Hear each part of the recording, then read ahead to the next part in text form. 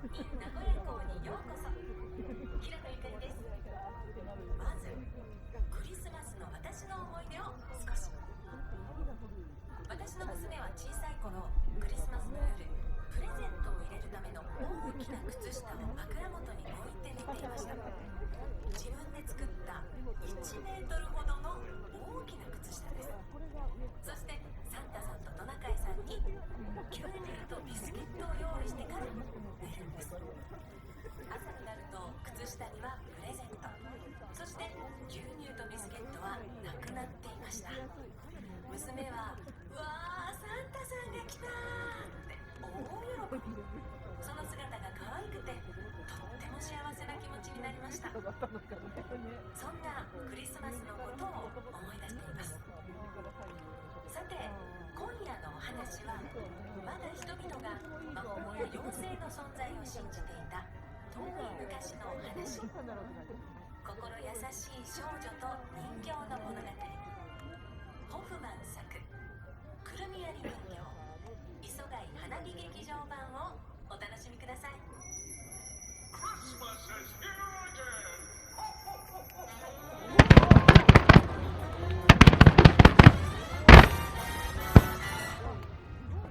Frosty the snowman was a jolly happy soul with a corncob pipe and a button nose and two eyes made out of coal.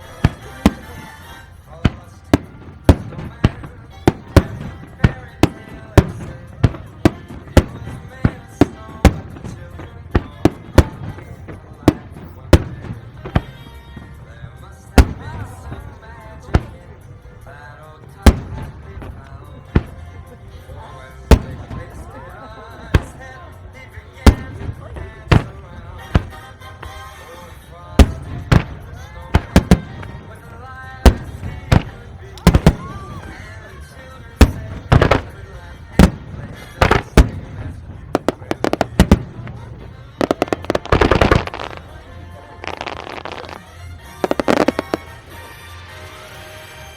top hat they found.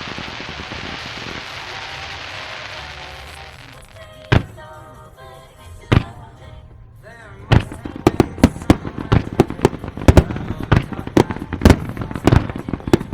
around.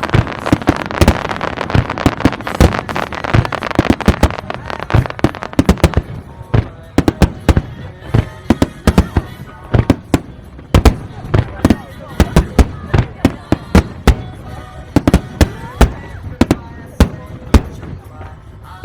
And the children said he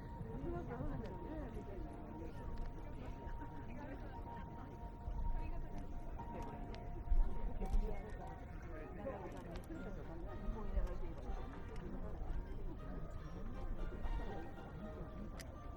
私はくるみ割り人形。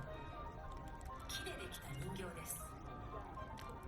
役割は硬いくるみを割ること。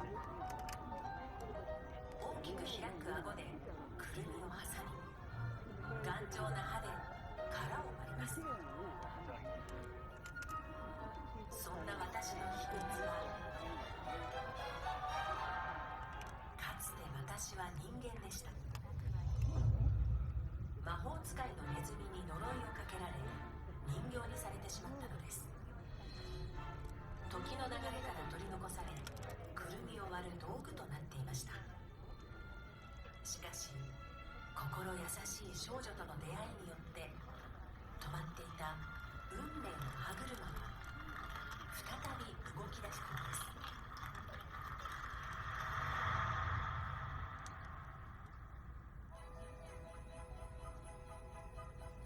毎年クリスマスイブの夜は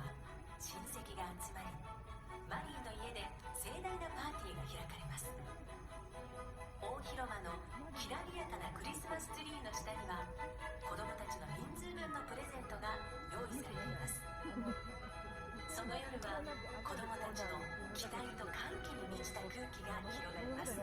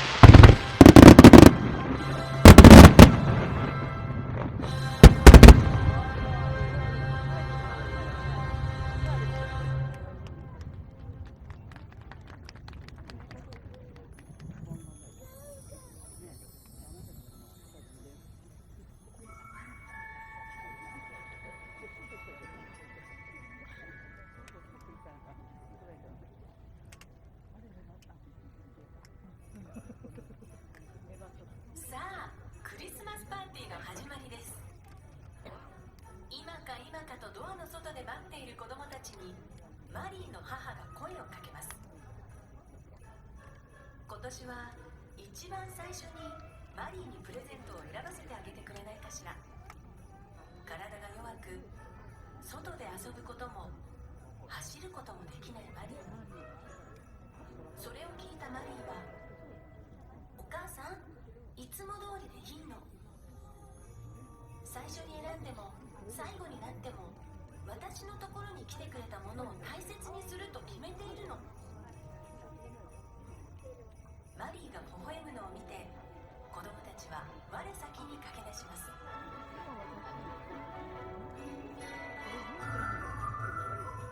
大広間のクリスマスツリーの下にあるプレゼントを目指して、一番乗りは今年もマリーの兄フリッツ。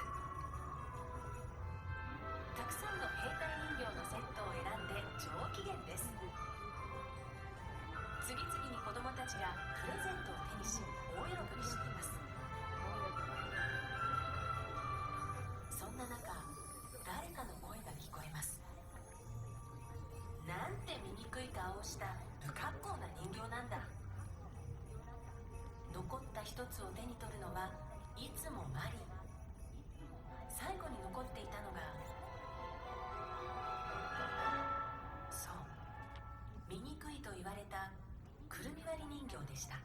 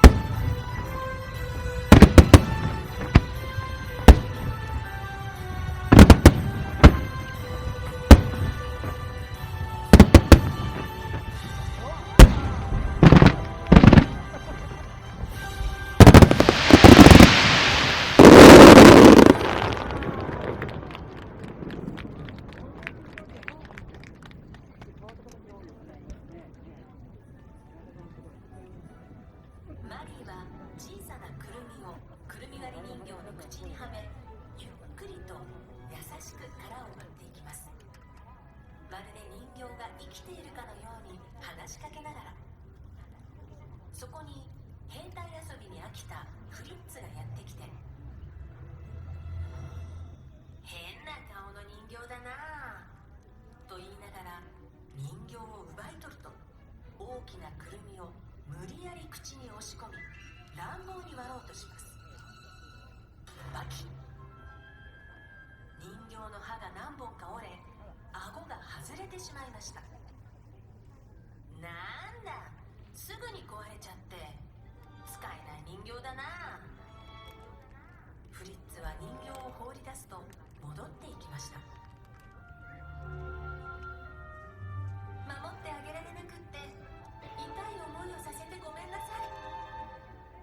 悲しみに暮れたマリーはお気に入りの美しいリボンを外し、人形の顎に巻き、大広間のおもちゃ棚にそっと寝かせました。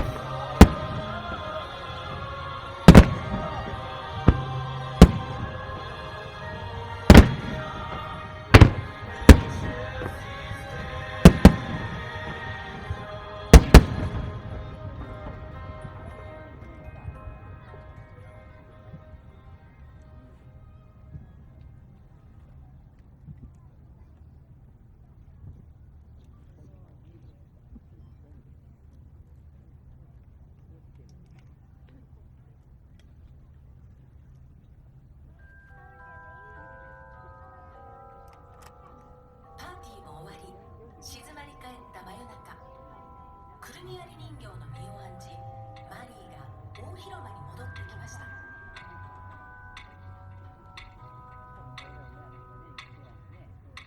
ちょうどその時、大時計が真夜中の12時を告げます。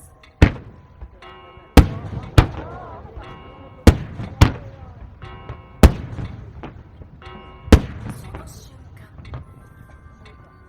目の前のクリスマスツリーがぐんぐんと天高く伸び、驚くマリー。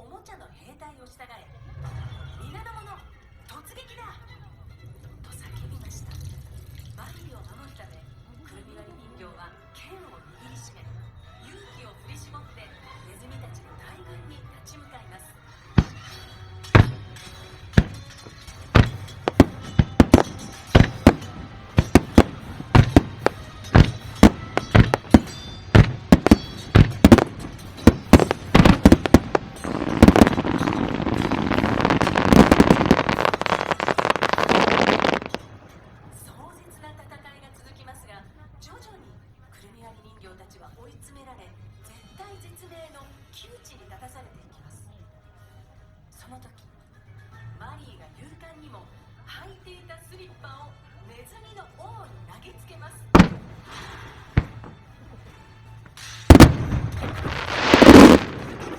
スリッパがネズミの王に命中し、ついに打ち倒すことができたのです。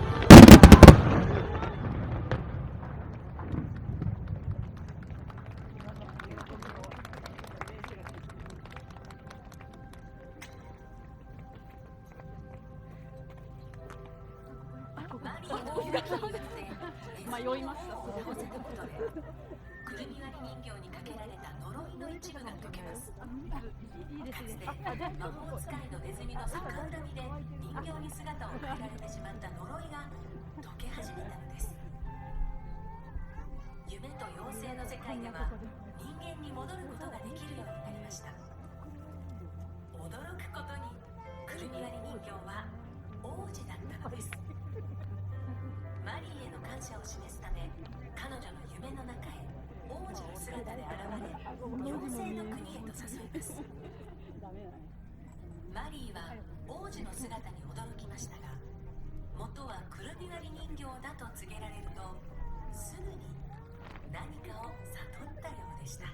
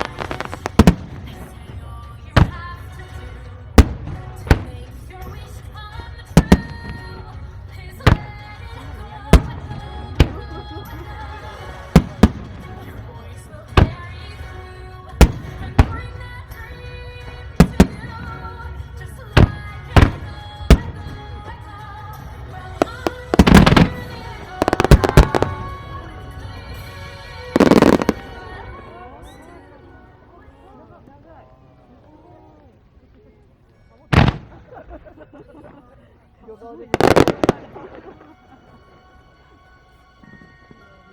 waiting on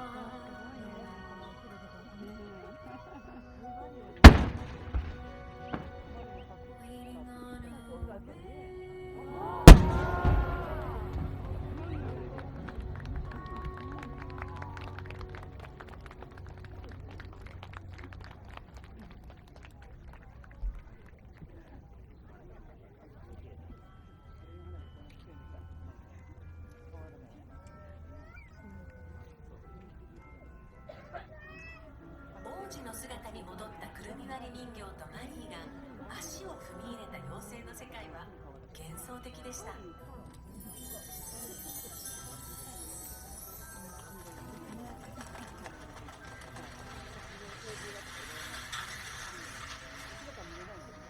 雪の精たちが舞い踊る雪の国を抜け、お菓子の国にたどり着きました。そこは川にはオレンジジュースが流れ、家もお城もお菓子でできています。コンペイ島の妖精に迎えられ、歓迎のパーティーがお城で開かれました。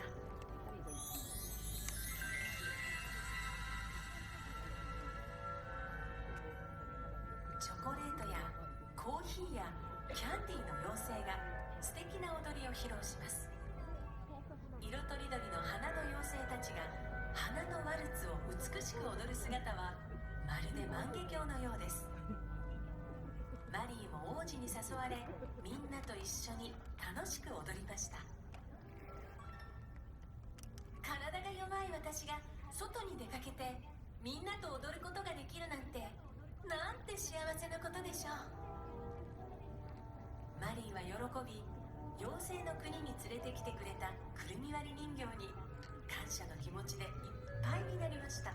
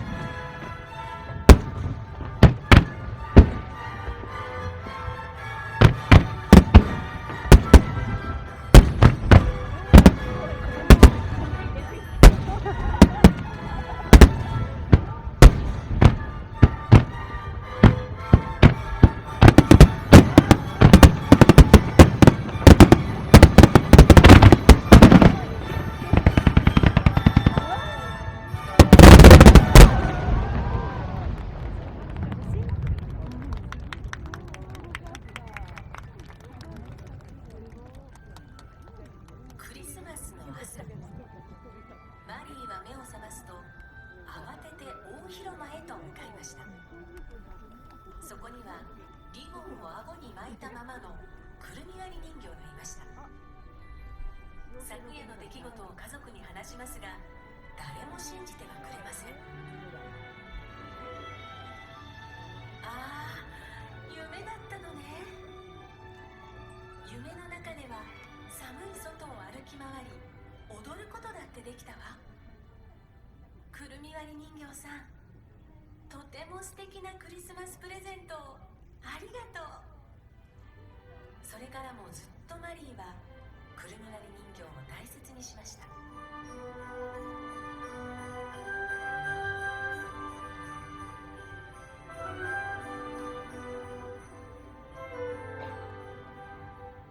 時折、妖精の国や王子に戻ったくるみ割り人形の姿を思い出し、幸せな気持ちになりました。そしてある日、くるみ割り人形を抱きしめ、こう言いました。くるみ割り人形さん、私のもとに来てくれてありがとう。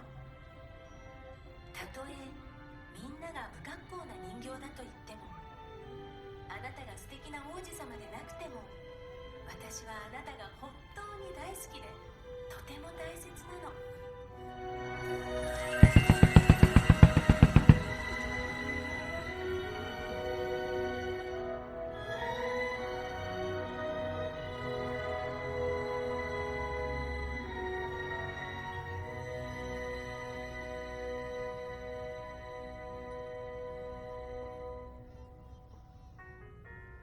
見た目がどうであろうと心から思ってくれている、その言葉がくるみ割り人形の心を震わせます。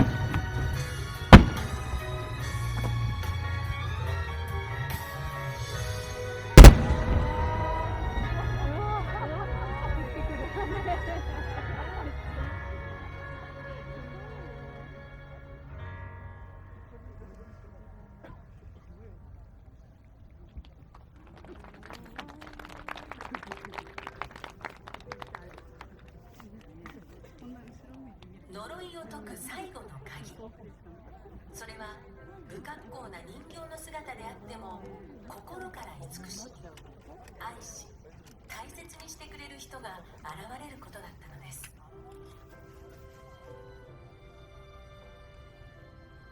ついに呪いが解ける時が来ました。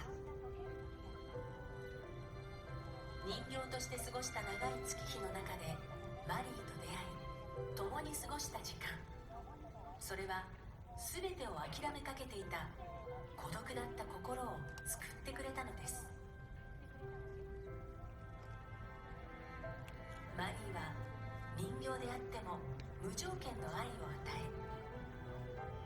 え、ネズミとの戦いでは友情と勇気を示し、新たな希望と生きる意味を教えてくれました。マリーは王子にとってこの世界にたった一人しかいないかけがえのない大切な人になったのです。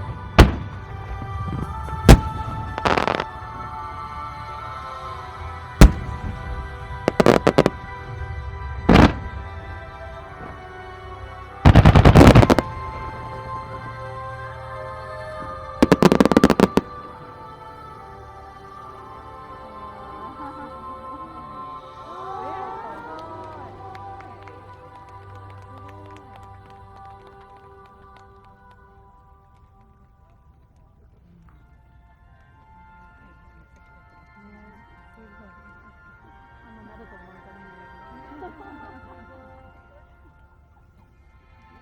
宵のお話はここまでです。マリーはないものに嘆くのではなく、今あるものを大切にし、それに感謝し、幸せを感じる心を持っていました。そして本当の幸せは誰かや何かが与えてくれるものではないことを知っていたのです。それは自身の心の中に眠っている愛と勇気という名の魔法なのだと。皆様の心にもどうかこの幸せな魔法が訪れますように。メリークリスマス。平野ゆかりでした。